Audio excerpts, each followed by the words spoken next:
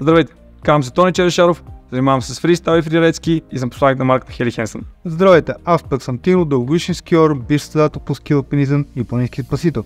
Вие сте с видеопоредицата Ski Fundamentals. Днес ще си поговорим за фристайл ски, фрирайд ски или по-образно казано ски за извънпистово каране. Избор на екипировка може да е доста трудна задача, особено когато вземем предвид голямото разнообразие, което може да намерим по магазините и онлайн. В днешно време проблемът не е в намирането на екипировка, а в намирането на вярната за нас. Надяваме се, че с наша помощ вие ще можете да вземете правилното решение и да изберете най-подходяща екипировка за вас.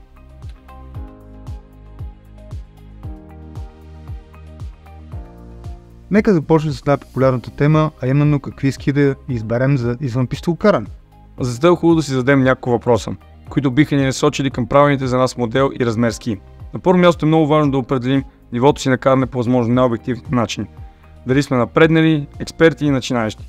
След това трябва да решим как точно да използваме въпросния чифт ски, колко често искаме да го караме, в какви условия, планираме ли да пантим и дали това ще е единствения сет ски. Това са важни въпроси и отговорите им биха ни насочили към правилните за нас ски. Един от основните параметри в ските е тяхната ширина или така наречена талия. Това е размерът в милиметри точно под обувката. За обикновената пистова ска това могат да бъдат между 65 и 85 мм. А когато говорим за фрирайд ски, талията може да достигне до нас 120 мм. И спокойно може да кажем, че именно този размер определя какъв тип ски имаме. Тони, моля да разкажи какво е значението на ширината на ската при ските за извънпистово каране. Нека започнем от по-тесните ски и по-конкретно фристайл ските. През последните години тенденциите за ширината на ските се е променила леко, като все по-често виждаме райдери, които и предпочитат една идея повече площ под краката си. Тази година аз реших да направя същото, като избрах ето тази Нортика, която е 98 под крака и преспокойно даже може да мине и за All Mountain Ska. Интересно при такъв тип ски е, че те са сравнително симетрични, когато гледаме предната и задната част на ските. Също така, център, където монтираме автомата е леко изнесен напред и комбинацията от тези две неща помага много, когато кацаме или искаме да караме на свич. Често може да направи впечатление, че кантовете на тези ски са една идея по-дебели, което позволява пързалянето по всякакъв вид парапети, рейлове и железа.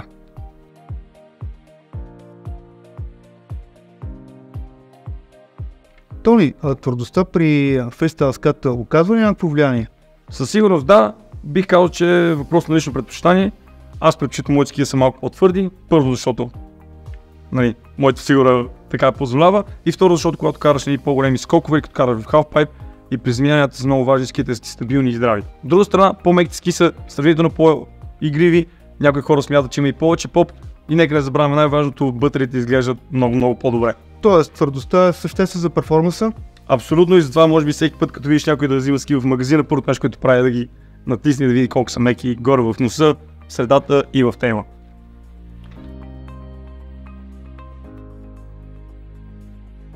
Ако трябва да избера своя първи сет за фрирайд, ти какво би посъветвал? Доста голяма грешка, която правят повечето хора, че искат да си вземат най-широките ски и да ходят директно в най-дълбокия сняг. Аз лично бих препоръчал да се ориентират към нещо по-тясно, нещо да речем от сорта на 90 мм или 100 мм под крака, което ще им позволи хем да си карат на писта, когато условията не позволяват, а когато пък има добри условия, могат да излезат извън писти и да пробват малко в дълбокия сняг как би издържал тази ска. Също така, ако решат да пантат, бих казал, че също е добър избор за първи сет за пантане. Чудесно!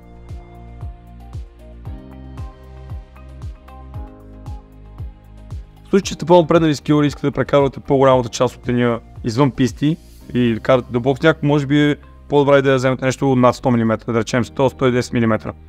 Това би било подходящо, защото самата площ на ската става по-голяма, може би и по-висок размер бих препоръчал, което ще позволи ските да плават малко повече в снега. Т.е. това със сигурност ще ми позволи да правя завоите по-лесно, да карам по-бързо и да съм предполагам по-стабилен? Да, защото стойката вече наподобява отново пистовото каране, просто го правим в дълбокия сняг и е много по-приятно за каране, отколкото едно време как са седяли назад на ските, за да може носовете да излезат над снега. Също така мисля, че без проблем може да сложим и туринг автомат, който ще ни помогне да стигнем до тези така желани необработени терени и дълбок сняг. Ако си представим един прекрасен слънчев Power Day, 1 метър много навалял сняг, какъв е твой персонален избор? И слънце. Това са ми любимите дни. Моят избор ще е това нещо. Това е моите ска. 115 мм под крака. Взех си тази година малко по-висока, 191 см, за да може да издържа на моята форма. и натоварвания, през които ще вкарам тази ска. Тук по-интересно е, което трябва да отбележим, че има рокър в носа на ската и в задната част на ската в тейла. Под кръка понякога е кембър, може да е изцяло флет, вече според зависи, има различни модели и карачите сами могат да изберат какво искат. Какво е важно да споменем, когато имаме рокър тейл, рокър на ос и рокър тейл, че активният ни кант доста се намалява. Когато представяме си ската е завита малко отпред и отзад, самия кант, който завиваме, много намалява и това може да позволи ската да е една идея по-дълга, но се усеща малко. Друго нещо, което споменахме малко по-рано, беше колко чифта ски имаме и реално какво търсим. Дали търсим един чифт, който да ни върши работа за каране на писти и извън пистово каране, или по-скоро търсим нещо, което да имаме перфектните ски в перфектни условия. Аз примерно имам и широки ски, които ги ползвам, когато на този прекрасен хубав дълбок сняг, и имам и фристайл ски, с които скачам и се парзана по парапети. Но ако все пак вие не сте сигурни дали искате един чист ски или още не сте напълно сигурни какъв е точният за вас ски, винаги може да сбивате в магазин на Sport Depot, където някой ще ви помогне с точния избор на ска за вас, дължина и цена. Важно е да знаем, че след като закупим новата ска, предварително трябва да я подготвим, тя да бъде карана. Това е най-добре да стане чрез нанасяне на вакса, най-добре няколко пъти, поне 2, така че долната част на ската да може да поеме ваксата, ската да бъде в най-добро състояние, когато ще излезем да карам за първ път.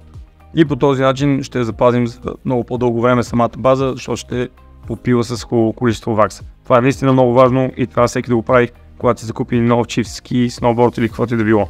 Благодаря ви, че бяхте с видео поредица Ski Fundamentals. Очаквайте нови епизоди с още полезна информация и до скоро!